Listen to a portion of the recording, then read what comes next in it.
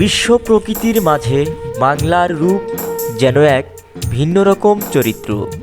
বৈচিত্র্যময় বাংলার রূপ ও সৌন্দর্য মুগ্ধ করেছে পুরো বিশ্বকে। তাই তো মায়াজালে আবদ্ধ হয়ে ফিরে আসি বারবার মনোমুগ্ধকর কোনো গল্পের সন্ধানে। প্রিয় বন্ধুরা, আজ আমরা দেখব কুড়িগ্রাম জেলার বামনডাঙ্গা ইউনিয়নের দুধকুমার নদীর তীরে অবস্থিত সাপখাওয়া চরের জীবন ছবি। এই চরে রয়েছে হাতে গোনা কয়েকটি বাড়ি। চটছালা, পাটখড়ি আর টিন দিয়ে তৈরি বাড়ির সৌন্দর্য দেওয়ার চেষ্টা করেছে এই গৃহকর্তা।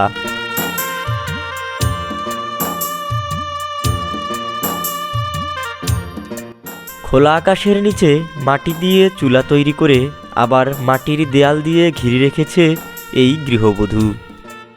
গবাদি পশু হল চরাঞ্চলের মানুষের বাৎসরিক আয়ের একটি উৎস, যেটা আমরা ব্যাংক ব্যালেন্সও বলে থাকি।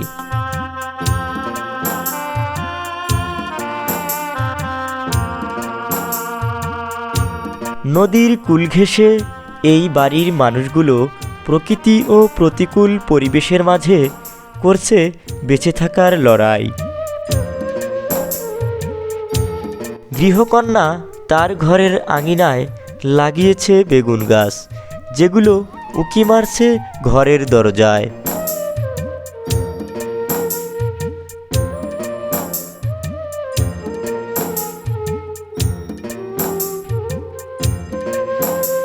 বই নাই তো, বই মেন্টাল।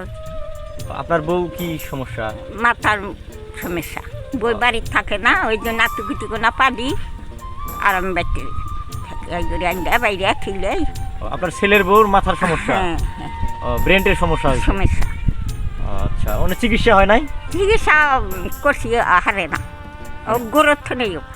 মানে ঠিক হয় না? না। আর মুরগি এটা কি করবেন, বিক্রি করবেন? কিনে আনছি, নাই কিচ্ছু, একটুকু কাপায় কিচ্ছু নাই। নাতিনও টুকি যাইটা তাইটা কিনছি, মানে একটাই? একটু কেবল কালকে আনছি। আচ্ছা, ঠিক আছে।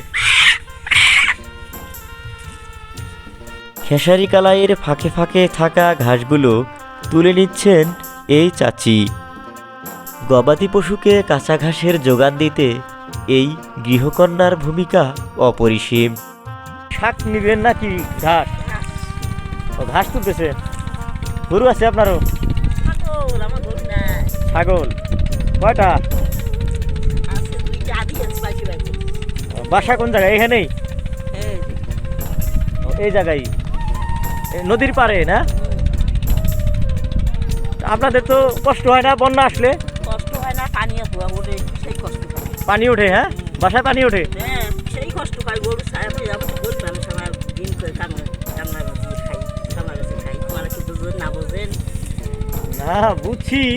তারপরে আমরা যে অনেক মানুষ দেখে এগুলা, আপনাদের জনজীবন তুলে ধরি আমরা ভিডিওর মাধ্যমে, এই আর কি।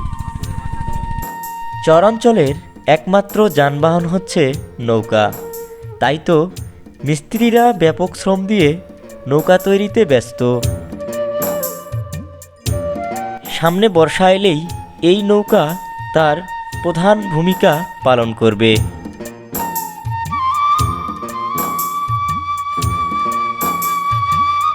কাম থাকলে আসি না, আর যখন কাম না হয় তখন আসি মাছ মারি। আর আজকে কি মাছ পাইছেন? আজকে পাই নাই, আজকে জহরির টাইমে আসছি। ছোটো ছোটো দুইটা বাইক পাইছি, ছোটো। আর কি মাছ আপনারা ধরতে পারেন এখানে, একটু বলবেন? হ্যাঁ, এখানে জোরে মাছ, এই বাইম মাছ ধরে, আবার ফির এই চিংড়ি ধরে, ইসলা মাছও ধরে, বালিয়ে ধরে, পাউস ধরে, মানে বিভিন্ন ধরনের মাছ। বড় মাছের মধ্যে কিছু পান না? বড় বড় ধরনের? হ্যাঁ, যে শীতল পাই মাঝামাঝি, কালো বাউস, এগুলা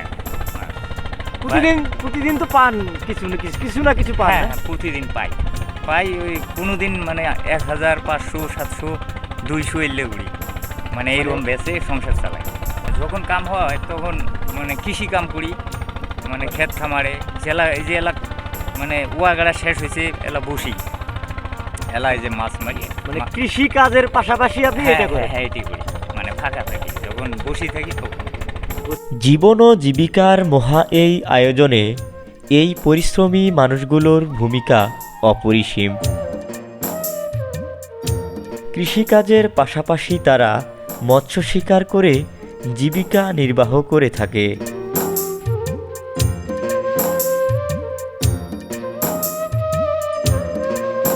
এই গৃহকন্যা জাল সেলাই করতে ব্যস্ত। আমার বাড়ি এখানে, আমার বাড়ি এদিকে, আমার বাড়ি ওইদিকে, আমার বাড়ি ওইদিকে। এই গ্রামে রয়েছে একটি মাত্র দোকান। সারাদিন কঠোর পরিশ্রমের পর আড্ডা জমে এই দোকানে।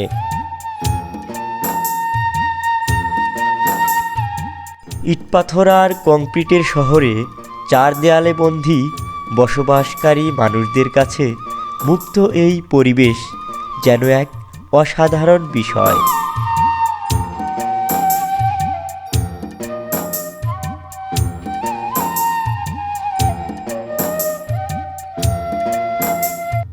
প্রিয় দর্শক, আপনাদের মূল্যবান মতামতটি আমাদের কাছে খুবই গুরুত্বপূর্ণ। তাই তো জানাতে পারেন এই ভিডিওর কমেন্ট বক্সে। দেখা হবে নতুন কোনো জায়গায় নতুন কোনো ভিডিও নিয়ে, হয়তোবা আপনার এলাকা নিয়ে। তাই তো চোখ রাখুন সব সময়।